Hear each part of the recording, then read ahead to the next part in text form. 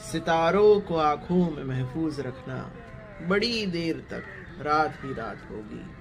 मुसाफिर है हम भी, मुसाफिर हो तुम भी, किसी मोड़ पर फिर मुलाकात होगी। ये बोल है डॉक्टर बशीर बद्र साहब के, जिन्होंने हमें शब्दों की यादें दी, या हम कहें कि यादों में शब्दों को जीना सिखाया।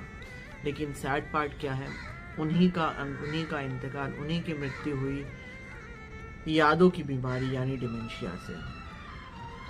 मैंने जब अपने जीवन में लिखना प्रारंभ किया, कविताएं हो गई, शायरी हो गई, गज़ल हो गई, तो पहले तो डॉक्टर रामधारी सिंह दिनकर, जिनका प्रभाव इतना रहा कि मैंने हिंदी में लिखना शुरू किया। उर्दू की जब बात करूँ, जब मैंने गाने सुने, गज़लें सुनी, तो दो लोग, एक तो साहिर लुधियानवी और दूसरे डॉक्टर बशीर बद्र साहब। जब भी इन दोनों को सुनता हूँ तो मुझे लगता है कि कहीं ना कहीं ये ऐसे व्यक्ति हैं जिन्होंने अतः संसार को चंद शब्दों में समेट के हमारे सामने रखा। उसमें भी डॉक्टर बशीर बद्र साहब से मेरा वास्ता कुछ इस कदर है कि वो भी भोपाल में रहे, अंतिम समय उनका भोपाल में बीता। मैं खुद भोपाल से हूँ और मुझे याद है जब मेरे पिताजी को गज़ल सुनने का बड़ा शौक है, बहुत वासी ये शौक मुझे भी लगा, तो मैं भी गज़लें सुनता हूँ। तो मेरे बहुत फेवरेट गज़लकार है जगजीत सिंह, तो no doubt is the Lata Mangeshkar of the ghazal industry. लेकिन उसमें छिपे हुए जो कलाकार है वो है चंदन दास।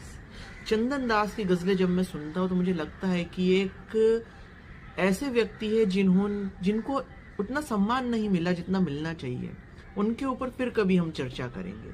लेकिन आज डॉक्टर बशीर बद्र साहब, जिनसे मैं इतना क्लोज फील करता हूँ उनके गज़ल को सुन के, और जब चंदन दास के वॉइस में उनकी गज़लें होती है, तो मैं कोशिश करूँगा आने वाले समय में उनकी गज़लों को आपके सामने प्रस्तुत करूँ और चंदन दास के साथ में उनकी जो गज़लें उसके बारे में बताऊँ, जिससे और ये लोगों तक पता चले और जो हिडन जेम है वो लोगों तक आए। इसीलिए उनको एक श्रद्धांजलि के तौर पर मेरी जो फेवरेट गज़ल है उनकी, वो मैं आप सबके साथ साझा करूँगा, जो चंदन दास जी द्वारा गाई हुई है।